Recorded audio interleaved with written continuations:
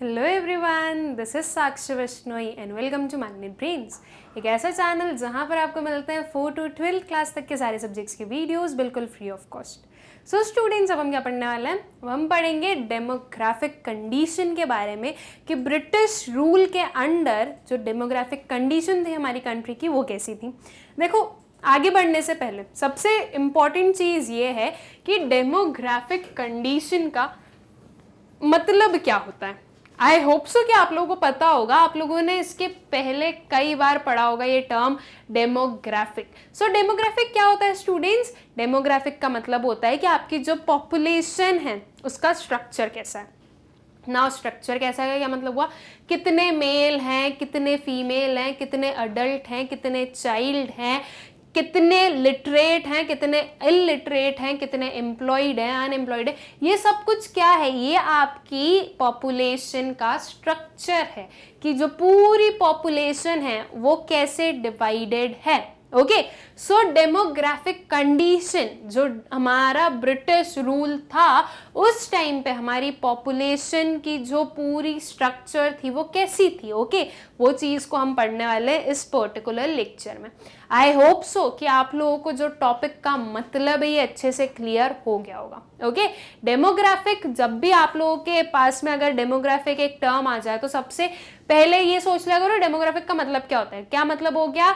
As, sex, married status, literacy and then comes your employment level. ये सारी चीजें जो हैं ये सब कुछ इसमें आ जाएगी।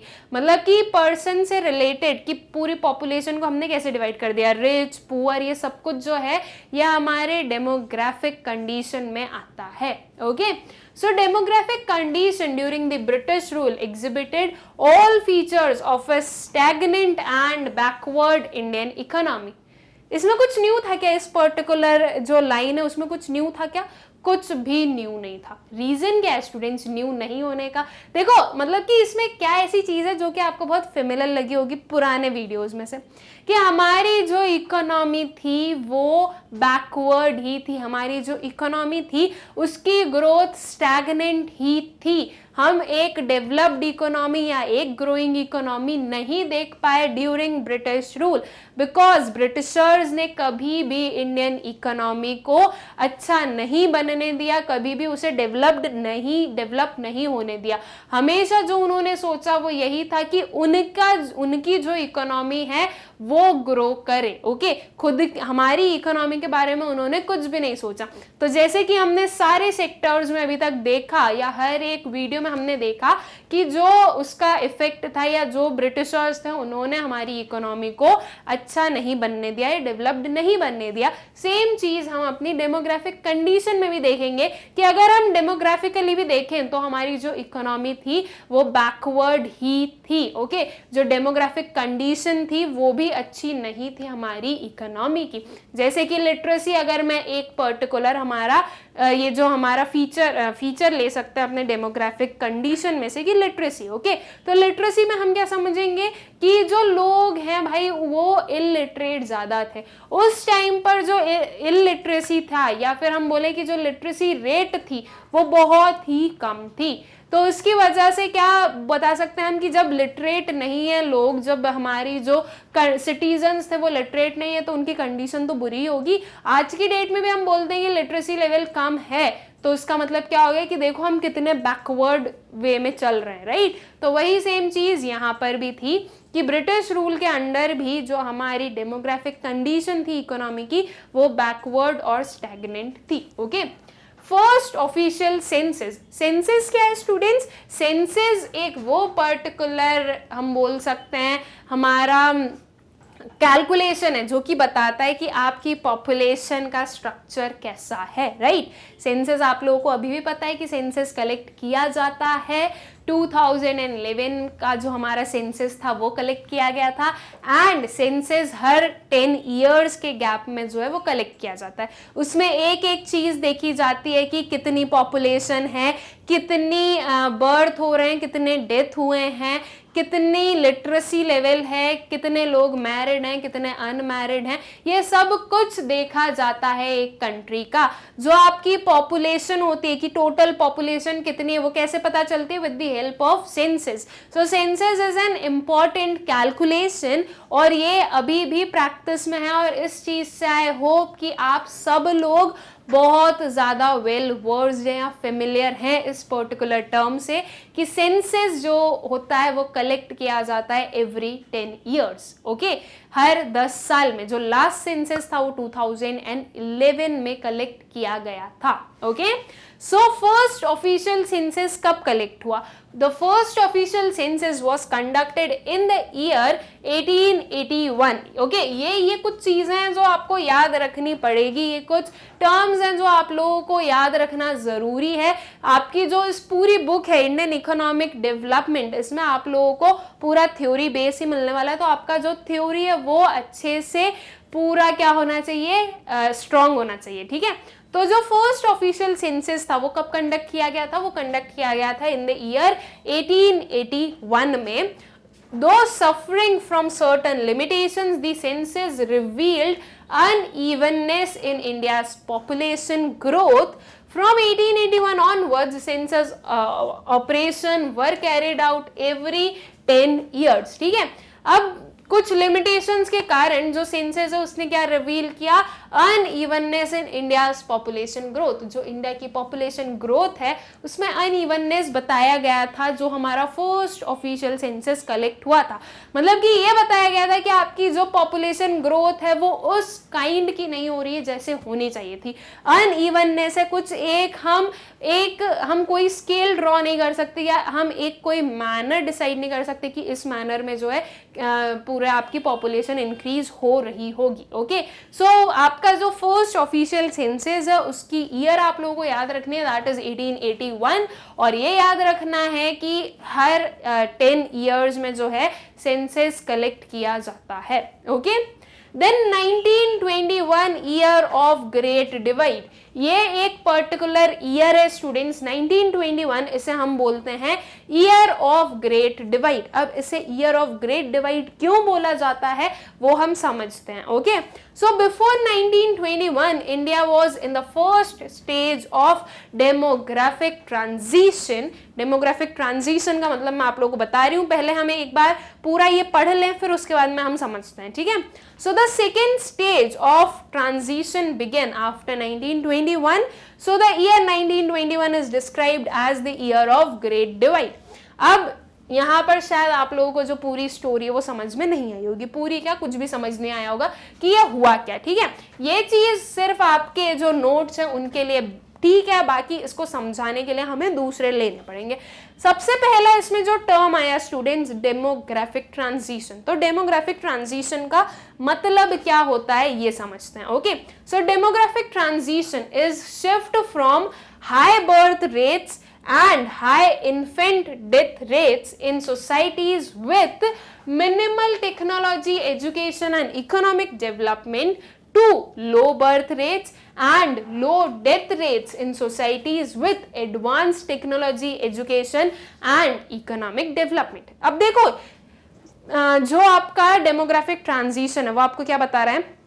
हाई बर्थ रेट और हाई डेथ रेट. ठीक है, हाई इन्फेंट डेथ रेट का मतलब क्या होता है स्टूडेंट्स कि जो छोटे बच्चे एकदम जो इन्फेंट्स होते हैं, इन्फेंट्स आर सम एकदम जो न्यूली बॉर्न चिल्ड्रन होते हैं, राइट, तो वो उनकी डेथ रेट भी बहुत हाई थी और उनका बर्थ रेट भी बहुत हाई होना. ठीक है, और किसके साथ में? इसके साथ में पूरा समझो. ठीक है, किस चीज के साथ में?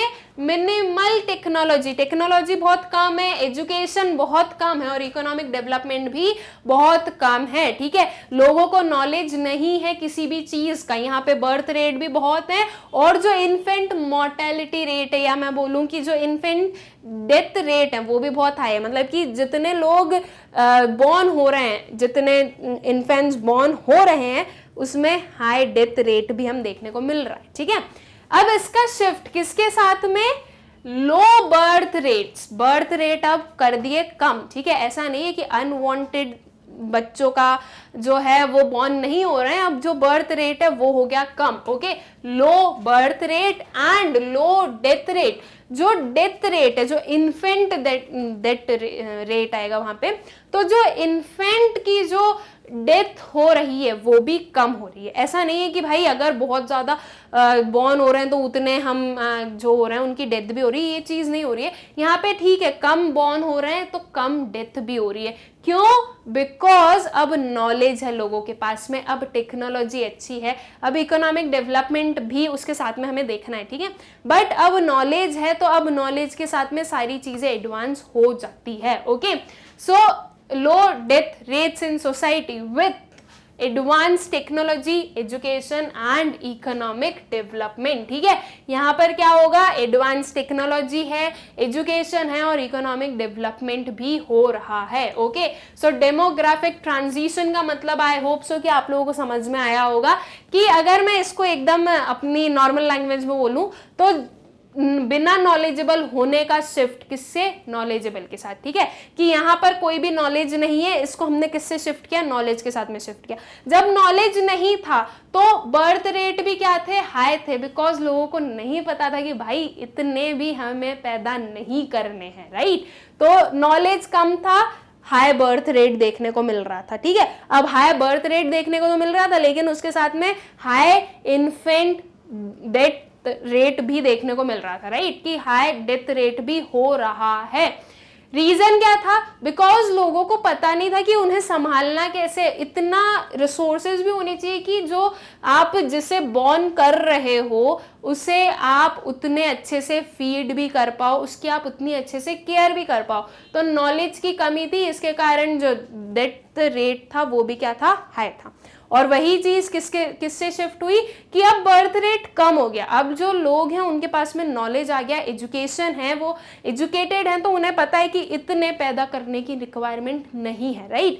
तो अब क्या हुआ कि जो हमारी जो लो बर्थ रेट देखने को मिली उसके साथ में लो डेथ रेट भी देखने को मिली। अब जो है डेथ भी कम हो रही है लोगों की, लोगों को आई मीन टू से बच्चों की। ठीक है, इन्फेंट की जो डेथ है उसमें भी कमी है, बिकॉज अब जब कम पैदा कर रहे हैं तो उन्हें अच्छे से संभाल भी पा रहे हैं। ठीक है, तो ये होता है डेमोग्राफिक ट्रांजिशन। तो डेमोग्राफिक ट्रांजिशन देखने को मिला था कब, हमें 1921 में। ठीक है, बिफोर 1921 क्या था, India was in first stage of demographic transition.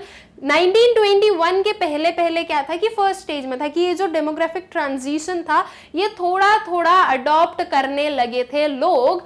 The second stage of transition begin after 1921।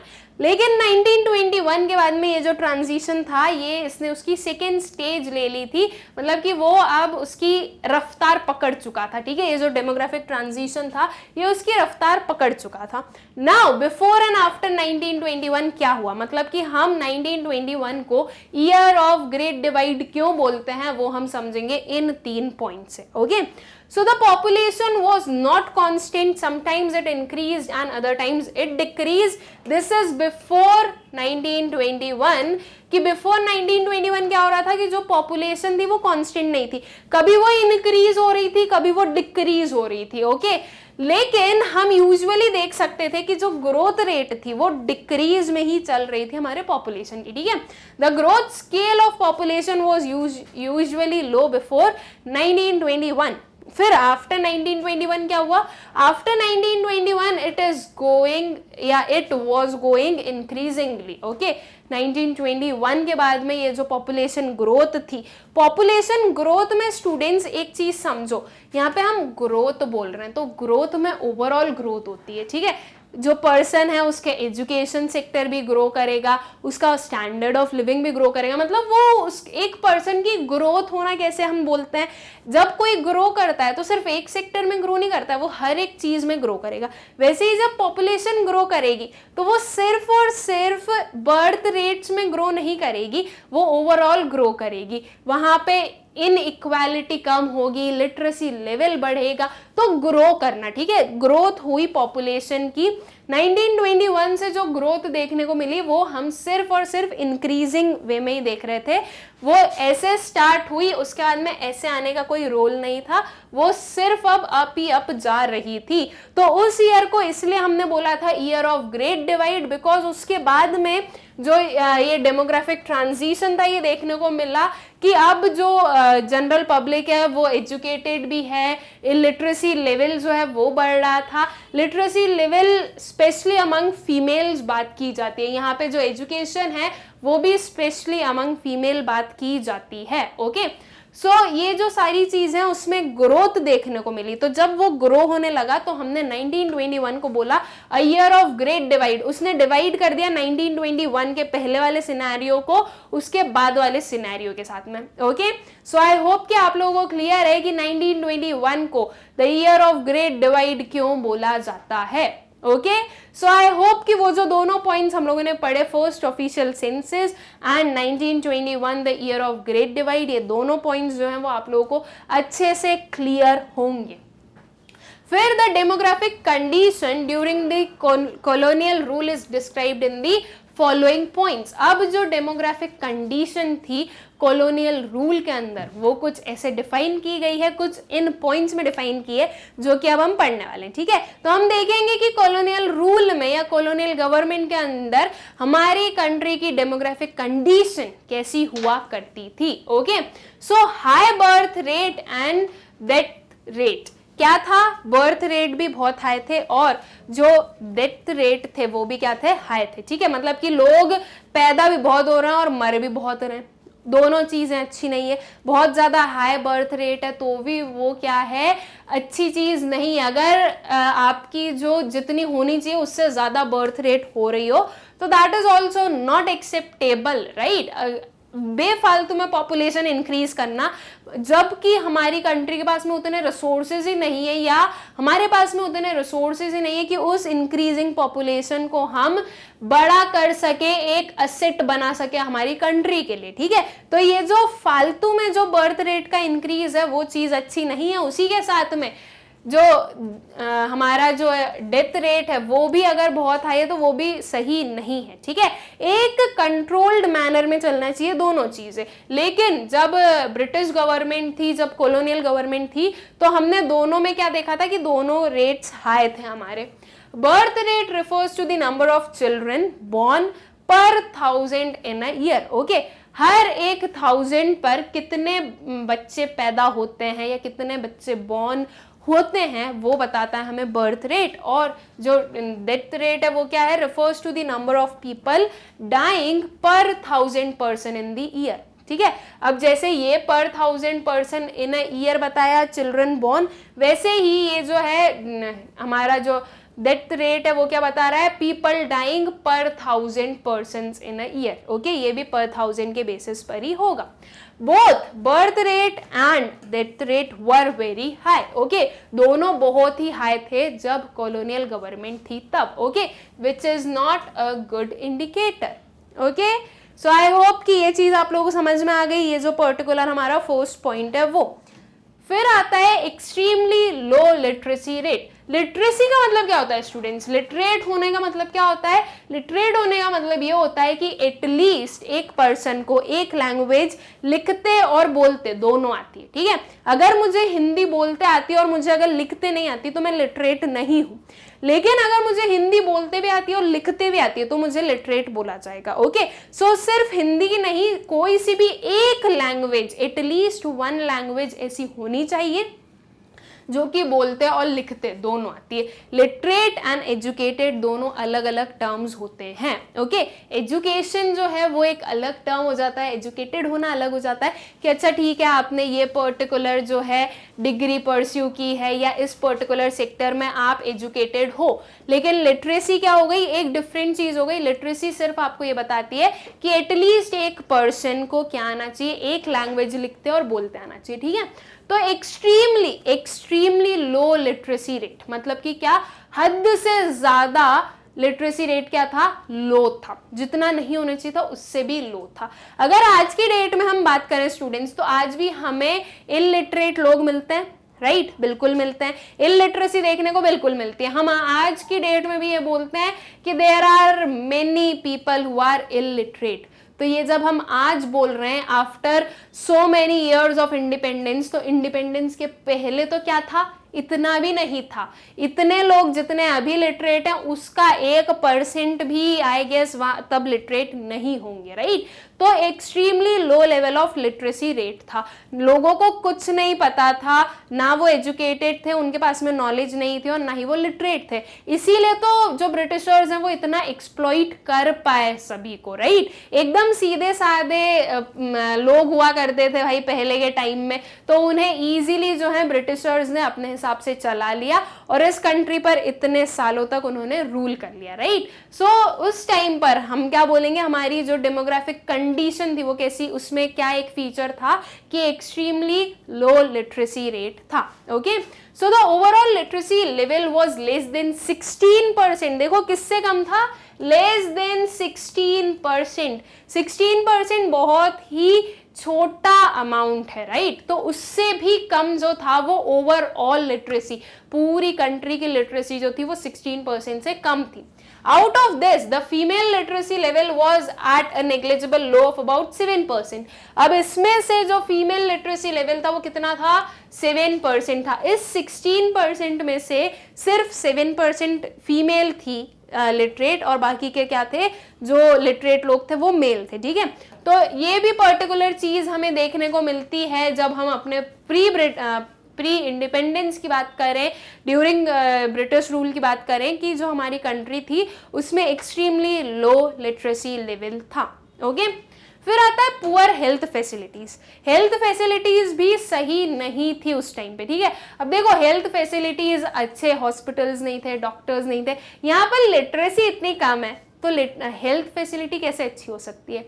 Literate जो होगा भाई, अगर कोई एजुकेटेड है तो ऑब्वियस सी चीज है वो लिटरेट है, राइट। मैं एजुकेटेड हूं तो मैं लिटरेट हूं, मुझे आता है एक लैंग्वेज लिखना और बोलना, है ना। तो मैं एजुकेटेड हूं तो ऑब्वियस सी चीज है कि मैं लिटरेट तो हूं ही हूं। तो जब लिटरेट का परसेंटेज इतना सा था तो उसी में से कुछ लोग क्या थे, एजुकेटेड थे हमारे। अब जो एजुकेटेड थे उसमें से ही कोई डॉक्टर बनेगा। अब मैं जाके अगर किसी को बोल दूं कि अच्छा आपकी तबीयत खराब है, ये XYZ दवाई ले लो, तो क्या वो चीज सही है? नहीं है। मुझे क्या नॉलेज है भाई, मुझे मेडिसिन का कोई नॉलेज नहीं है। मैं कैसे बोल सकती हूँ कि किसी भी पर्सन को मैं कैसे प्रिस्क्राइब कर सकती हूँ कि आप ये वाली पर्टिकुलर मेडिसिन ले लीजिए, नहीं बोल सकती। तो उस टाइम पर डॉक्टर भी कम थे तो हेल्थ फैसिलिटी तो पुअर होनी है। उसके बाद में आज अगर आप देखो आपकी इकोनॉमी में तो इन नंबर ऑफ मेडिसिन है, राइट। और एक पर्टिकुलर बीमारी के लिए, एक पर्टिकुलर डिजीज के लिए बहुत सारे ट्रीटमेंट्स हैं। लेकिन क्या वो चीज पहले थी? नहीं थी। पहले क्या था स्टूडेंट्स, वो जो घरेलू नुस्खे, जैसे हम आज की डेट में घरेलू नुस्खे बोलते हैं, वो उस टाइम की मेडिसिन हुआ करती थी। तो ऑब्वियसली जो आपकी हेल्थ फैसिलिटीज थी वो कैसी थी? बहुत ही पुअर थी। और पुअर हेल्थ फैसिलिटीज के कारण भी जो डेथ रेट था वो क्या था? हाई था। रीजन कि अगर कोई बीमार हो रहा है, किसी को कुछ डिसीज है, तो उसको क्योर कैसे किया जाए इस चीज का किसी को नॉलेज नहीं था। तो अल्टीमेटली उस पर्सन, वो जो पर्सन था वो उसकी डेथ हो जाती थी, right. So public health facilities were either unavailable to large mass or of population or when available were highly inadequate। ठीक है, अब देखो वही चीज हुई, या तो मिल ही नहीं रही है हेल्थ फैसिलिटीज, और अगर मिल भी रही है तो बहुत ज्यादा इनएडिक्वेट मिल रही है। मतलब कि जो सही फैसिलिटीज है, जो सही एडवाइजेज है वो नहीं मिल रही है। सिर्फ एक वो हो गया कि काम चलाने वाला काम चल रहा था, ठीक है। So as a result, water and airborne diseases were widespread and took a huge toll on life। अब देखो inadequate facilities थी, कहीं पर भी जो है वो जो है हेल्थ चेक की जाती थी। कोई भी पर्सन आया है जिसके पास में कोई डिजीज होगी, एक बेड पे जो वो हमारा स्ट्रेचर होते हैं उस पे लेटे हुए हैं, उनका ट्रीटमेंट हुआ। उसके बाद में दूसरा आया जिससे वैसी कोई प्रॉब्लम नहीं थी, या फिर वो कोई एक पर्सन आया वो एलर्जिक था किसी भी एक चीज से, उसकी जो वो पर्टिकुलर जर्म्स थे वो स्ट्रेचर पर आ गए, दूसरा आया उसको भी वही लग गए। वहां पर कोई सैनिटाइजेशन तो चल नहीं रहा था, राइट। तो इसकी वजह से क्या हुआ भाई, एक की डिजीज दूसरे को लग रही है, किसी की डिजीज किसी को लग रही है। वाटर एयरबॉर्न डिजीजेस बहुत बहुत ज़्यादा हो रही थी कंटामिनेटेड वाटर के कारण, एयर में सारी डिजीजेज अगर फैल रही थी तो उसकी वजह से हो रही थी। जो आपकी पूरी फैसिलिटीज थी वो इतनी इनएडिक्वेट थी कि वो किसी काम की चल नहीं रही थी, राइट। तो देखो हम तो गए थे हमारा ट्रीटमेंट करवाने, लेकिन लेके आ गए दूसरी बीमारी। तो इस वे में जो है और ज्यादा जो हेल्थ है वो बिगड़ती भी जा रही थी लोगों की। Okay, so poor health facility भी प्रोवाइड की जाती थी, या फिर मैं बोलूं या पुअर हेल्थ फैसिलिटीज भी देखने को मिलती थी during British rule. And Britishers जो थे, जो कि उस टाइम पे हमें रूल करते थे, वो इस चीज को ठीक करने के लिए कोई भी पर्टिकुलर स्टेप्स नहीं लेते थे। ओके, जो काम जैसा चल रहा है चलने दो, बिकॉज उनका मेन मोटिव क्या था कि इंडिया को पूरा डिपेंडेंट बनाना है उन्हें ब्रिटेन पर, और इंडिया की इकोनॉमी, इंडिया के लोगों से हमें कोई मतलब नहीं है। इंडिया की इकोनॉमी और इंडिया के लोगों के बारे में कुछ सोचने की जरूरत नहीं है। सिर्फ उनका एक मोटिव था कि उन्हें उनके कंट्री की जो ग्रोथ है वो देखनी थी। ओके, सो आई होप कि ये दोनों पॉइंट्स भी आप लोगों को अच्छे से क्लियर हो गए होंगे कि उस टाइम पर हमारी डेमोग्राफिक कंडीशन कैसी थी। ओके, कुछ और पॉइंट्स देखते हैं स्टूडेंट्स, जिससे कि और अच्छे से आप लोगों को क्लियर हो जाएगा कि क्या था उस टाइम पे। Okay, high infant mortality rate. अब ये क्या होता है कि भाई इन्फेंट मोर्टेलिटी का मतलब ये होता है कि जो इन्फेंट होते हैं उनकी डेथ रेट हाई है, ठीक है, उसे हम इन्फेंट मोर्टेलिटी रेट बोलते हैं। So infant mortality rate refers to the number of infants dying before reaching 1 year of age पर 1000 live births in the year. ठीक है, क्या हो गया ये कि इन्फेंट मोर्टेलिटी रेट का मतलब समझ में आ गया ना आप लोग, कि जो इन्फेंट डाइंग है किस पर्टिकुलर एज के पहले, 1 year ऑफ एज, ठीक है, वो 1 साल के हुए उसके पहले ही उनकी डेथ हो जाए per 1000 life births in the year. ये हम सब कुछ पर 1000 के टर्म्स में देखते हैं। ओके, सो जब हमारा ब्रिटिश रूल था तो उस टाइम पर इन्फेंट मोर्टेलिटी रेट भी हाई था। हाई होने का रीजन स्टूडेंट्स आप लोग अभी तक समझ ही चुके हैं कि इतने मीन्स ही नहीं थे कि उनकी अच्छे से परवरिश हो सके, राइट। अब अभी देखा हम लोगों ने पुअर हेल्थ फैसिलिटी, तो जब हेल्थ फैसिलिटी पुअर है तो ऑब्वियसली जब कोई भी एक चाइल्ड जब बॉर्न होता है तो बॉर्न होने की प्रोसेस के लिए प्रॉपर हेल्थ फैसिलिटीज होनी चाहिए। उसके बाद में उसका पूरा जो ब्रिंगअप होता है, उसे जो पूरा बड़ा करना होता है, तो उसके लिए प्रॉपर जो न्यूट्रिशन की ज़रूरत है वो चाहिए होती है, प्रॉपर लिविंग कंडीशंस की रिक्वायरमेंट होती है, जो कि उस टाइम पर थी ही नहीं। इसलिए जो मोर्टेलिटी रेट था वो भी क्या था, हाई था। ठीक है, so the infant mortality rate was quite alarming, about 218 per 1000 in contrast to infant mortality rate of 44 per 1000 in 2011। देखो उस टाइम पर कितना था, हर 1000 बच्चे जो बॉर्न होते थे उसमें से 218 की क्या हो जाती थी, डेथ हो जाती थी। उसी को अगर हम कंपेयर करें किससे, हमारे 2011 से, तो 2011 में हर 1000 चाइल्ड पर 44 की डेथ होती है। मतलब कि अगर 1000 जो हैं वो बॉर्न हो रहे हैं तो इसमें से जो 44 हैं उनकी डेथ हो रही है। ये 2011 का है, और ड्यूरिंग ब्रिटिश टाइम क्या था, 218। 44 और 218 में बहुत डिफरेंस है। तो बस यही चीज वहां पे हो रही थी कि उस टाइम पर जो आपका इन्फेंट मोर्टेलिटी रेट था वो बहुत ही हाई था। Okay, low life expectancy. अब लाइफ एक्सपेक्टेंसी क्या होता है, so life expectancy refers to the average number of years for which people are expected to live. Okay, कि एक एवरेज, कि अच्छा इंडिया में जो एक एवरेज एज है कि इतने तो लोग जीते हैं, एक एवरेज, ठीक है, वो मान लीजिए बोल दी 40 ईयर्स है, और यूएस में मान लीजिए बोल दी कि 30 ईयर्स है। तो ये क्या हो गया कि हम ये समझते हैं कि 40 और 30 ईयर्स के आसपास की एज में लोगों की डेथ होना बहुत ज़्यादा चांसेस रहते हैं। ठीक है, ये मैंने सिर्फ अज्यूम करने को बोला, ये ऐसा कुछ ट्रुथ नहीं है इसमें। ठीक है, सो लो लाइफ एक्सपेक्टेंसी, ठीक है, उस टाइम पर जो लाइफ एक्सपेक्टेंसी थी वो क्या थी, काफ़ी लो थी।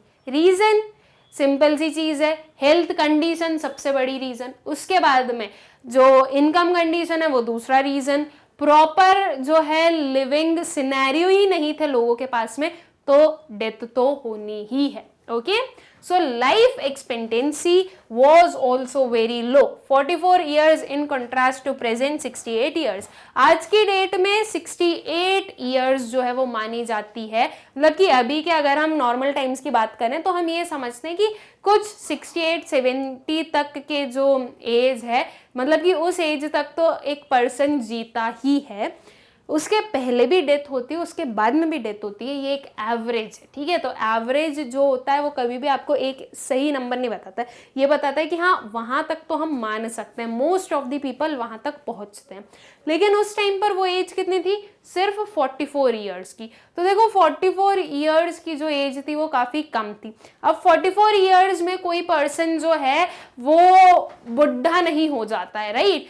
44 ईयर्स में भी जो लोग रहते हैं वो वर्क करते हैं। अगर आप आपके पेरेंट्स की बात करो तो वो लोग भी समथिंग अराउंड 40, 44, 45 ऐसे होंगे ही, वो वर्क कर रहे हैं अभी भी। तो वो एक वर्किंग पॉपुलेशन है और उसमें से किसी का जाना is not acceptable for the country. और किसी का नहीं, उस टाइम पर हम ये मान रहे हैं कि उस टाइम पर काफ़ी लोग इस एज तक ही सर्वाइव कर पाते थे।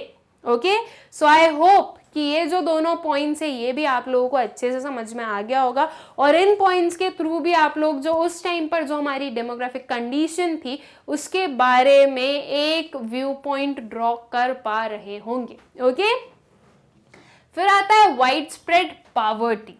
This would be point number 6, वो पॉइंट नंबर 4 लिखा गया है बाय मिस्टेक, बट ये पॉइंट नंबर 6 होगा। ओके, सो वाइड स्प्रेड पॉवर्टी थी। अब देखो इस पॉवर्टी से रिलेटेड हमारे पास में कोई एग्जैक्ट नंबर्स नहीं है, कोई एग्जैक्ट डेटा नहीं है जिससे कि मैं आप लोगों को बता दूं कि इतनी पॉवर्टी थी उस टाइम पर, लेकिन फिर भी हम इतना ज़रूर बोल सकते हैं कि बहुत ज़्यादा पॉवर्टी देखने को मिलती थी। पॉवर्टी मतलब क्या हो गया, गरीबी, ठीक है। सो वाइड स्प्रेड, बहुत ही वाइड स्प्रेड थी।